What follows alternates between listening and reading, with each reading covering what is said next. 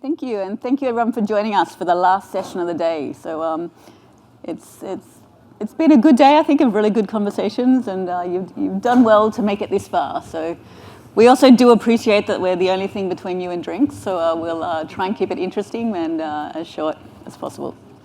So as I was kindly introduced, Bianca Wallace, I'm one of kind of the new breeds of chief risk officers. That I've come from a technology background, and I'm finding now that certainly in the non-financial risks and the driven by technology in many perspectives are really forming, becoming very much part of my time and how I spend my day. So so it's great to get involved in panels like this and understand what's coming and really think through the issues. So with that, let me pass over to my panelists so they can introduce themselves. David, would you like to start? Sure, thank you. So I'm David Bliss, the Chief Product Officer at Comply. I think there's a logo right there. I've been in B2B SaaS companies my entire career, so you can process that in terms of understanding my potential bias in this conversation today. But this is my second stint in the compliance world, or broader RegTech, GRC world of software. The first one was AML, KYC, and then a couple of other types of SaaS industries, and then Comply for about 2.5 years. And for those that don't know us, we focus on financial services compliance, code of ethics solutions, firm compliance capabilities, and we service tiny retail investment advisors all the way to huge hedge funds, investment banks, private fund managers, broker dealers, those types of firms. Thank you. And Damon, over here on the end. Hi, my name's Damon Quattrochi. I've spent the majority of my career at the intersection of legal, compliance, and bizarrely, but interestingly, tech. I don't think I ever would have thought going to law school that I would have A, been in compliance, or B, that I would have had to be so deeply involved with technology and figuring out how that would basically make my day-to-day move or be operationalized.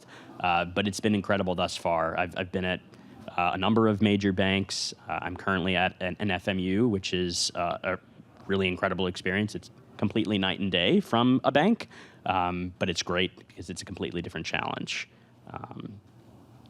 Thanks. Thank you.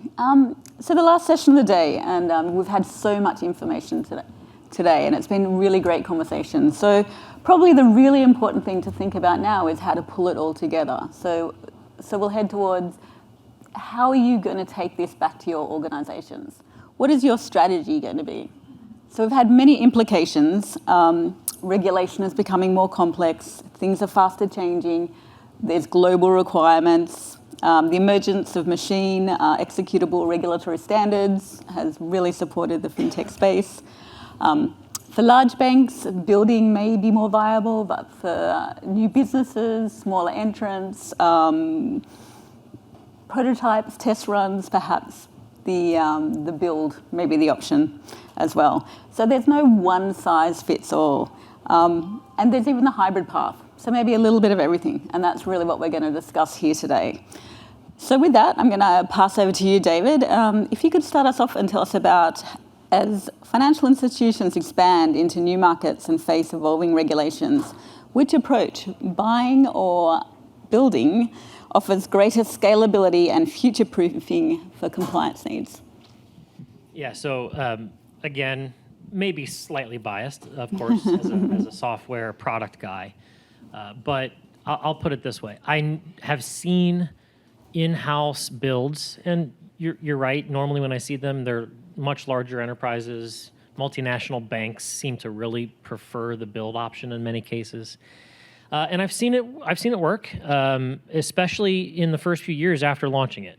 The hard part is normally the months or often years it takes to build it in the first place. And then the 5 years or 10 years later, management maintenance phase becomes rather difficult. So when you say, future-proofing, that's the part that I really latch onto.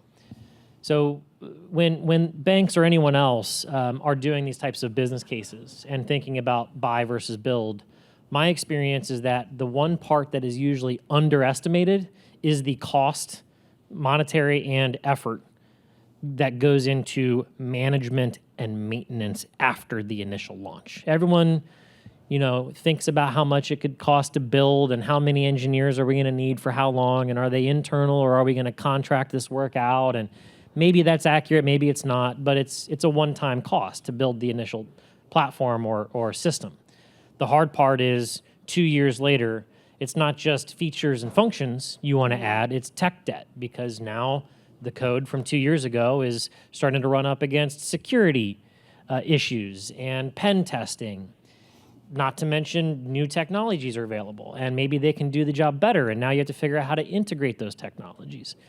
Whereas a software provider like Comply, we only are focused on that all day long, right? Is making sure that every year we're adding new capabilities, every month we're adding new features, both customer requested things and strategic roadmap item things that we believe are incorporating new technologies, adding best practice recommendations and settings into the system where we see a group of customers saying, this would be great, I wish you had this, and then we go, okay, let's build that, and then make it available to everyone else, right? So the scalability and future-proofing part, I think, is the hard part for building, right? The first few years, again, might be great, but all of a sudden you've outgrown it or it's become obsolete, and now you've got this question of overcoming the sunk cost fallacy. So, hey, we put all this time and energy into building it, why not keep maintaining it? And at some point, it becomes a really losing proposition because you've got this old technology, you're 5 or 7 years in, and revamping the entire thing, all of a sudden that one-time cost is no longer a one-time cost. It's at every 5 or 7 years cost. So those are just some of my high-level thoughts. Let me see if there's anything else. The one thing that you don't get with the build option is the community of practice, right, around the technology. So as a chief compliance officer or any risk management professional, you're going to find your people across companies in other venues. It's obviously not just through forums like this or not just through an advisory group from one of your vendors or partners like Comply. You're going to find other subject matter experts.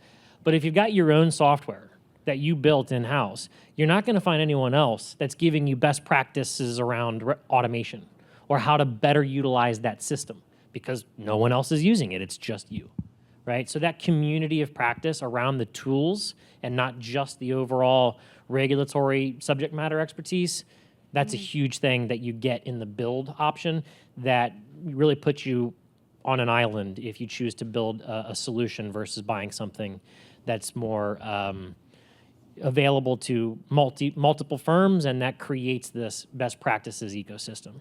So one of the things that we do with our customer success managers is ensure that when we're doing a business review, we're bringing up things like, hey, in this metric or in this part of the platform, we've seen others get far better rates of automation or whatever KPI it is. Yeah. And here's how we've seen that work, right? So anyway, couple of my thoughts, but anything to add, Damon? I think if I added anything, I might preview a little bit too much where I'm headed or tip the hat. But no, I completely agree. Look, I've been at extremely large institutions where they refuse to buy because the level of regulatory scrutiny is that much higher on them. Maybe they're coming off the back of a consent order, and there's extremely prescriptive requirements that a vendor can't necessarily meet or that you don't believe that they can meet up front. There's the additional scrutiny that comes with, okay, that's your vendor, great, run them through all this third, fourth, fifth party management. The onboarding process in and of itself can be a nightmare. So I think, a lot of larger institutions will say, no, we want to keep it close to the vest. We need to do it exactly as the regulator has stated, and we have a large enough tech team to do it. I completely agree with David, though, that once you've done it, it's kind of all bets are off. And once that consent order is closed out, whoosh, goes all of the compliance tech, if you even have a compliance technology department, if you're lucky enough to have one, and all your operational folks get moved to a remote location where they slowly get slimmed down until you can barely keep the code you've written running, let alone as David was saying, advance with what the current technologies are. And oh, by the way, that regulator that was so extremely prescriptive when you built it now has brand new expectations based on the brand new technology. So, I fall somewhere in the middle in terms of it being, I think, a more hybrid approach that you require. But I'll get into that in, I guess, later questions. So I think we've all dealt with legacy systems and expectations management of our different stakeholders. It's probably the best way to put that. So Damon, while you're speaking, why don't you tell us, beyond upfront costs, how do FIs assess the long-term return on investment and total cost of ownership when choosing between buying or building their RegTech platforms? Sure. I mean, I think to the extent that they have the kind of knowledge that David and I have just shared, and certainly more so David, they're looking at exactly what we just spoke about. From a scalability perspective, they're going, great, what is it going to cost me to put this in up front? And particularly, they're very worried about that, right? It depends, I think it also depends really on the culture of the firm. I've worked at American firms, Japanese firms, British firms, German firms. They're all extremely different into how risk averse they are and how much they believe they need to spend. So that upfront spend is often a big, scary thing for them. And then it becomes the concept of how much is this to kind of maintain. Separate and apart from that, though, they are looking at integration. So how does this comport with what we have already? We have systems already that might do X, Y, and Z. And even if they're ready to admit that they don't have something that does A, B, and C, if it can't connect to their existing systems that they're not willing or ready to replace, or that it doesn't make sense to replace, then that's a no-go. So whether it's that it can't either directly speak to it, or you can't utilize OpenAPI or Ruby or some kind of code to get it to connect, integration in and of itself is a really big thing to consider. I think you also are looking at, and this is more simplistic, licensing. So if you're straight up just buying, you're considering, is this kind of an all-in-one license? How many users can I get out of this? What does the user management look like from an administrative and interface perspective? How much of the quote-unquote cost of maintenance, even if I go with a vendor, is going to get rolled back on to me? What hidden consulting fees are tied with that ongoing maintenance that the vendor is stating that they'll do? Make sure you negotiate those up front before you sign that SOW or MSA. Otherwise, it's very hard to navigate around that once you've done it. And I think, lastly, I'd say you're really kind of looking at, can you customize it, right? And that's where it kind of would bleed into or tip my hat to where I'm headed is, can you take a hybrid approach? Is that even possible? Does it fit with what your institution needs? Or are you buying something off the shelf that you really cannot alter?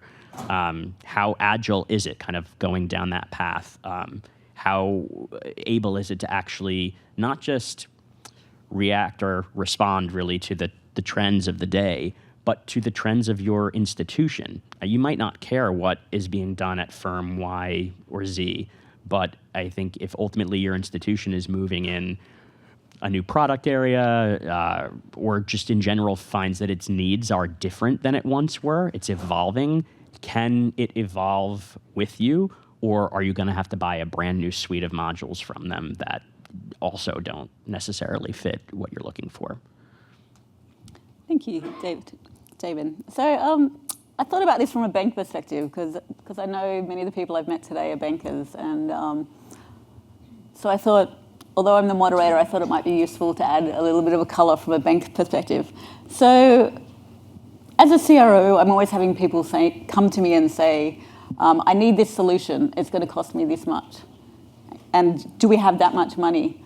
But the decision criteria is so much more, as Damon just described. It's so much more than how much it costs. So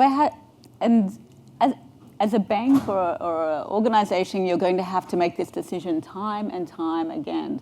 So when you're deciding between buy versus build, it's really important that you have a well-defined decision criteria because, you may continuously improve that decision criteria, but you should have an approach that's well-rounded across all of your risk types, not just compliance, not just technology, to really consider what is the right option for you.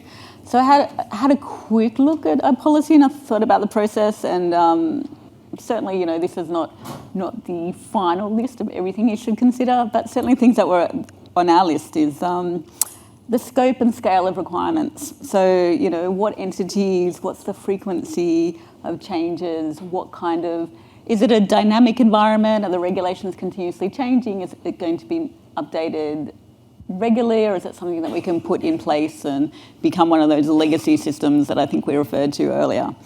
What's the time pressure? Is it a regulatory guideline? Is it a customer need? Is it a new product? That will impact how fast you need to implement the solution and will affect your buy or build decision. Internal capabilities and resources. What can you throw at that solution in the timeline? Yes, you may have the resources, but are they available? Or do you have the luxury of time to get the right resources? Cost and total cost of ownership, I think that was well defined earlier. Risk appetite and governance requirements, my favourites. Being a chief risk officer, top of my list. There's certainly reporting and governance items and audit trails and things that are really important to keep track of your solutions throughout your environment. So whether you're buying or building, you really need to make sure that your ultimate solution is fit for purpose and has those key pieces that you need. Integration and architecture fit, a little bit easier for the build because you're going to build it in your environment, and sometimes building from within, you can actually adapt it more easily to what you need. But also, there are strengths for the buy side for that as well. So certainly think about the integration and the architecture piece and where it fits and how it's going to use your data and work with existing systems. And is it using external data? Do you need to look at your firewall? Like, all those pieces are important considerations when you're choosing which product is the right one. Vendor viability and track record. So this is another piece. So third-party risk management, TPRM, certainly something, it's a hot topic, has been a hot topic for a while, and certainly a consideration for any vendor that you bring into your ecosystem. Certainly you need to think about what your requirements are there and make sure that any solution, internal or external, suits those. And finally, but I'm sure there's many more, the last thing was scalability and future growth. So yes, it suits this need right now, but where is the business going? What's their strategy? Are we going to introduce more products? Are there going to be new regulations? And is it adaptable to that solution? So really, you should have a defined process on how you assess what you bring into your system, because you're going to be doing this time and time again. So I would encourage those to look more critically and have a path that you can follow going forward. And it's not just cost. So bring me an answer I can say yes to. Yes. One thing I think I didn't mention, but I'd be remiss to not mention, especially in front of this tech crowd, is data privacy and data retention, as well as data management. So 100%. Make sure, especially when you're negotiating that SOW or that MSA, you own that data, and you should demand to be able to have access to it. So you want to be considering whether or not that data is hosted, quote unquote, on-prem, right, within your own institution, within your own cloud, or if it is off premises, that your instance, so to speak, is completely private, and that there's no way for any other institution that is a client to access it. You also want to, in the advent of AI, ensure that they're not utilizing your data to train their model, right? Like they shouldn't be, frankly, and that should be, again, something that is negotiated up front, because if it's not, they will utilize it. So, yeah. David, I Absolutely. think you had... The one other cost to keep in mind that I think often doesn't make it into these business cases or cost-benefit analyses is the opportunity cost, right? So who is going to be working on this internally, and not just engineers or IT folks, but subject matter experts? And how much time are they going to have to spend managing requirements and playing product manager? And what would they be doing otherwise if they're not playing product manager, right? So those opportunity costs, whether you're building it yourself, which of course there's a lot of opportunity costs there for time spent building a system, or buying it and helping to figure out what the integration strategy is. There's work that you're going to be doing internally no matter what, and it's never limited just to the IT engineering side of the house, right? So how much time am I going to have to spend on this? Do we know exactly what all the requirements are? And, sometimes you're going into an RFP, especially if you have to because of procurement. Sometimes you're working off of a more informal sort of checklist, but understanding what you internally are going to have to put into the effort, whether it's configuring someone else's system or building your own, is time you're not spending elsewhere, which is like, time you're not spending on your day job. Exactly. So David, while you're speaking, let me ask you another question. Should financial institutions look for end-to-end RegTech platforms that integrate multiple compliance functions, or is it better to assemble a suite of specialized solutions? Yeah, this is a good question. We might differ on this one, I think. Well, excellent. See, I'm going to give the most obvious, easy, and hard to refute answer in the world. Okay. So it depends. Right. Right. Is he a lawyer as well? That's the classic lawyer answer. It depends because, so let's just take a couple of examples that stand out to me and might be illustrative of a better answer, right? Which is large enterprises have extremely high expectations, whether they're building something themselves or whether they're buying a software or a system or a platform from a provider. Right. They have extremely high expectations on every workflow or every use case that they are buying or building it for, which means lots of configuration, lots of bells and whistles, lots of reporting capabilities, lots of integrations so that data is automated and flowing across the ecosystem and doesn't require any swivel chairing or things of that nature. And so they need a specialized system in many cases, and they're okay with the work required to integrate the data in that specialized system, which might be, a foot wide, but a mile deep. But a much smaller organization or one that is a decent size but does not have any significant IT resources may want to go with an all-in-one solution or something at least that's broader than the foot-wide example, even if it's shallower in any one use case. Right. Because then they don't have to worry about integrating. It's all in one place already. And the user experience is easier because now I don't have to log in through my Okta portal or whatever SSO system into 10 different systems. I'm doing a whole lot more in one place, including my end users who may be the subject of my monitoring in a GRC system. Yep. So it really, in my opinion, does depend. And we've got those super specialized systems like ComplySci for trade monitoring for financial services companies that is extremely deep, right? But we've also got solutions that are less feature function rich, but much broader in their coverage for smaller investment advisors, for example. And I think that you have your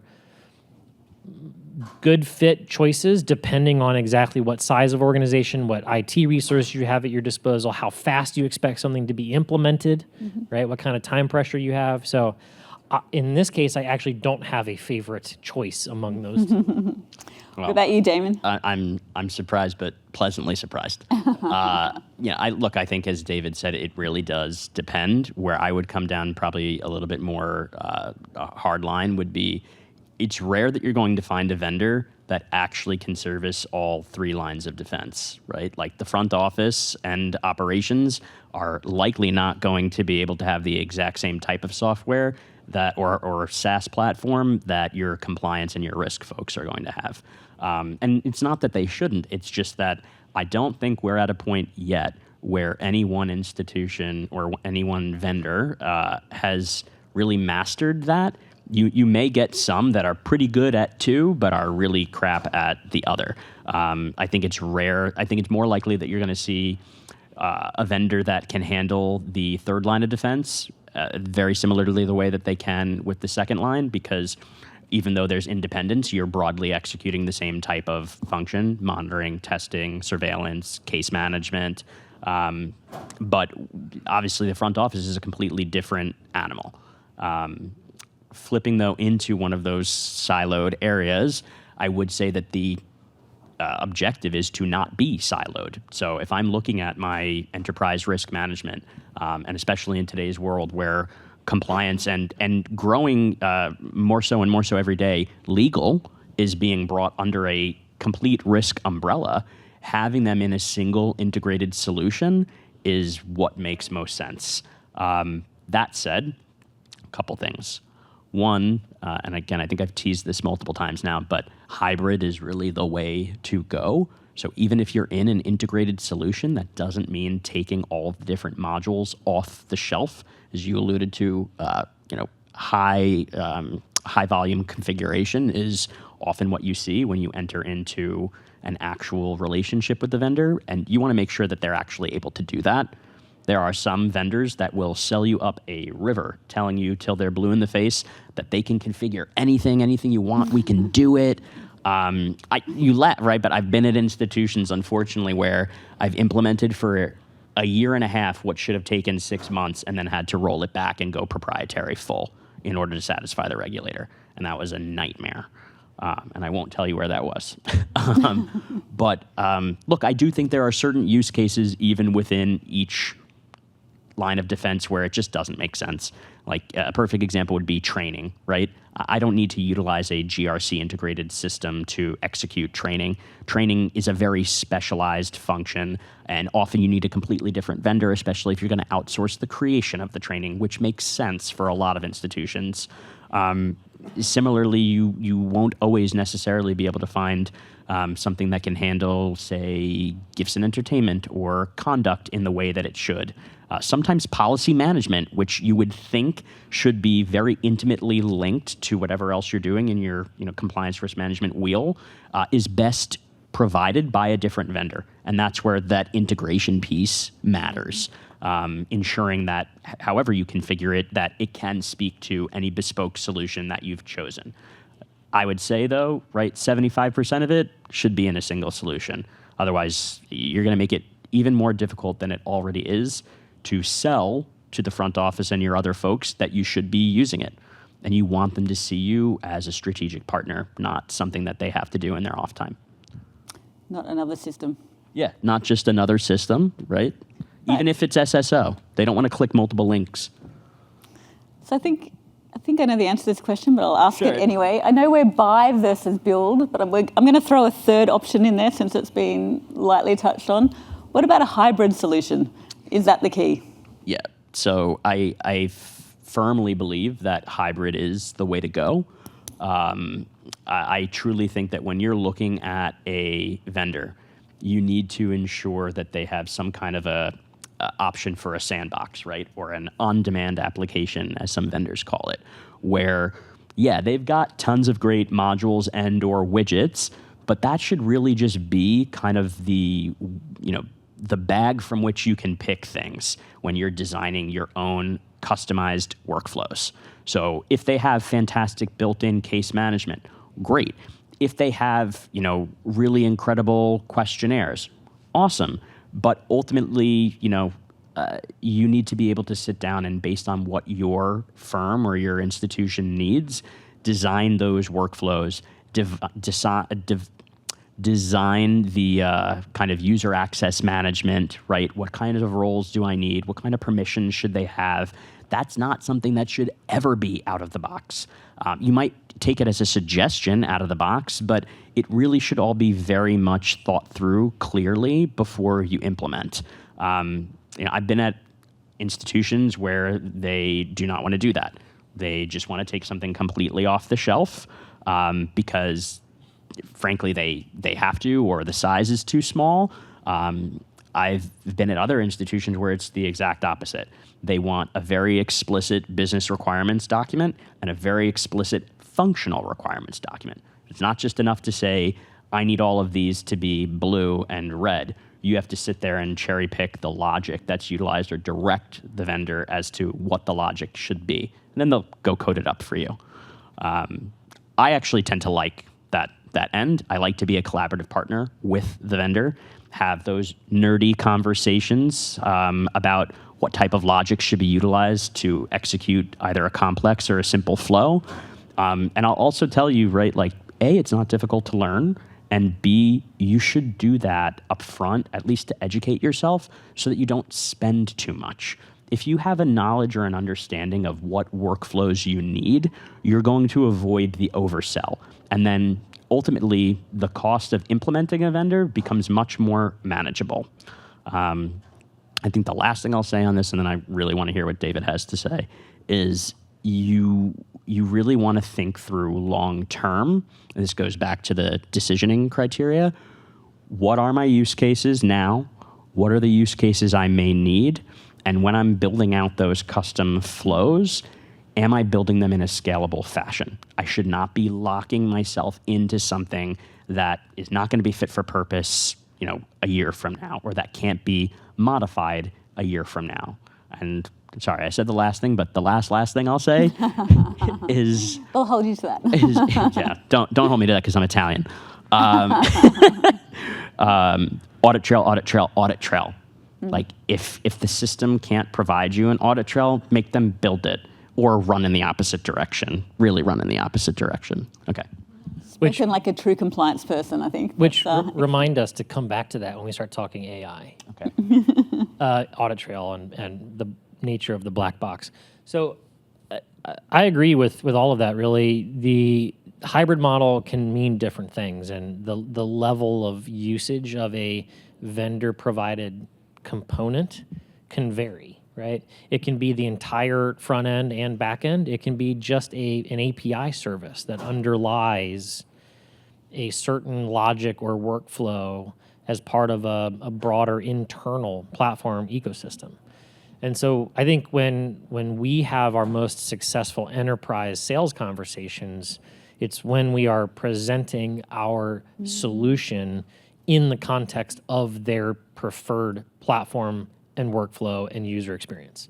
And so that sometimes is as simple as a flow chart on a slide that says, look, we think we can do this better than anyone else, but we understand that there are inputs to this and there are outputs from this system that you have either built already in-house or from other vendors. And instead of trying to say, we're going to replace this entire thing and you're never going to have to use any other technology, we're far more successful when we say, this is how we fit in. We know what we're good at, and we know where we can improve what you're doing, and we know where we can't. And so the other thing to consider is out-of-the-box integrations, right? If you are, God forbid, building your own HR system or gifts and entertainment system, but more likely you're using something like Workday or Concur or Oracle for HR, for G&E, whatever, Monday.com, whatever it is. No. We have those integrations because we've got a whole bunch of other clients using them. So if you don't already have those integrations, right, do you need to build that, or do you just check another box off the list as part of a hybrid platform where you say, well, if I buy this vendor, I don't have to worry about the integration in terms of getting my HR data in there because they already have that, right? So you do need to look at the entire data flow and experience ecosystem and the entire, what I call user journey, right? Product management speak, user journey workflows. And, we'd love to be as much a part of that as we can, but we also understand that there are limits to that, and positioning ourselves where we're strongest and knowing how to fit in to the upstream and downstream components of it is critical. And I think in that case, that is a hybrid solution that needs to be considered, because there are always other systems that are involved, no matter how much you think you are a universal supplier of some type of solution. I think that was my initial thought when I was listening to you as well. Certainly, I think almost like the environments that we have are incredibly complex, and there are many components, and there's data flowing through and transactions and reporting, and I was trying to think of one solution that hadn't been somewhat hybrid by the time you'd put all the plumbing and the connections around the system anyway. So my two thoughts on that were certainly there's some element of hybrid to any solution that you do. but also I just can't believe we got 20 minutes into this presentation before we mentioned AI. I think every panel that we've had today has been about the speed of change, and the influence that AI has certainly had on this space has been huge. Maybe a very quick comment on that, and then I'm going to go to the audience for questions if there's anything you want to, if either of you want to add before I... So, Yes. look, I think we have opened up Pandora's box and we're never putting it back in. It's coming at you, and you just have to figure out what your timeline is for implementing it and how careful you're going to be with implementing it, what the appetite's going to be. Personally, and this does not reflect the opinions of my institution, I think that we're at a stage right now where we still need to trust and verify. The concept of human in the loop, you cannot take that out at this point at all. If anybody tells you that you can, run in the opposite direction. I do think we are heading to a place where after we adopt, we will be able to do trust and oversee. And it's going to become more of a continuous monitoring or an intermittent surveillance of the model itself. But that said, consider the fact that the second you even have a whiff of potential AI or even advanced machine learning, or God forbid a UDA, right, an end user developed application, you are going to run up against your model risk management. So the appetite to implement is really, do I want to go through the use case panel and the governance that may or may not already be in place? Once that's sketched out and agreed, do I want to run through creating a 50-page model development document because they believe it may be a model? If they agree it is a model, am I okay with the fact that there's likely going to be findings on that I have to implement before I get a full-blown approval, right? So I just have conditional approval. And then what does it look like to manage that going forward? So, Damon, we'll get the AI to write the 50-page manual for you. It'll be, it'll be pretty quick. AI managing AI. So the couple things I wanted to add on AI, right? So as a software product practitioner, it's both an incredible opportunity and an existential threat to my profession, right? It's already writing a lot of code and replacing a lot of engineers, not to mention a million other use cases. And these are extremely highly skilled, highly educated people.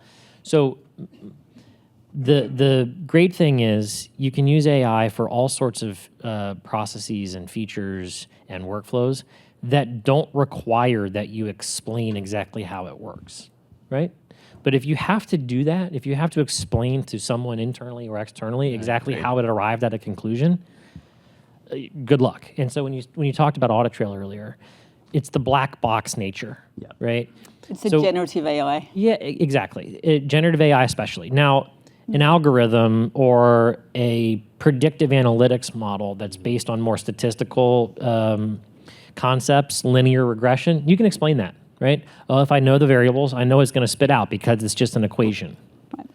Or trade rules in a software system. Oh, let me show you my configuration page. I've got this box checked and the value is 10 in this field, and so I know that anything that comes in will have a very predictable output. Right. But with generative AI, you can't do that, right? You can ask it, how did you find this, or where did you reference this information? But you lose the audit trail, you lose the system of record, and you're essentially trying to explain a black box. So using AI is great, but always know exactly where you're comfortable using it, whether it's a vendor system or your own build, and where you're not comfortable using it. For example, where you might have to explain exactly how you arrived at a certain conclusion. So I want to just give kind of... I'm going to go to the audience. Oh, all right. Unless you can give me a 30-second... No. No, I can't. Spoke my the lawyer at the end. Yeah. Are there any questions? If not, we'll come back to you, Damon. Does anyone in the audience have any questions? Damon's hoping no. We have 10 minutes, people. You got to have some questions. We got time to fill. You don't want me to have 10 minutes. They might like to get to their drinks early. No? All right. Sounds like we've done a wonderful job. Did you want to just finish that thought? I will take... And then then I'll wrap up. 1 minute, and I promise I'm looking at the actual clock. It's 10:11. just an example of a use case, right, where you're still utilizing human in the loop. So if you look at something like reg change management, okay, they're going to sell you up a river that it can automatically triage for you. It can create all of the controls, do your questionnaire, and then give you the full-blown action plan after the gap analysis, so on and so forth. I think the way that you would implement something like that today is utilizing AI as like the buddy leg up. You don't want it to actually control your workflow or even set the number of actions that you have to take, because that can be a nightmare on both ends. You want it to present you with that augmented data for you to review side by side, the human making the decision. So that's just one use case example of how you could kind of tiptoe into AI before it takes over. Excellent. So thank you for that. I think the key themes from today were certainly thinking through your decision framework, and it's a framework because you'll be doing it multiple times, not just once. The hybridization, it's nothing is done in isolation, and there were many examples of whether it's build, particularly for build and buy, there are components that you can get plug and play. It's not quite plug and play. Strong vendor due diligence, I heard quite a bit as well, like really knowing who you're dealing with and your resilience plans, make sure they're strong.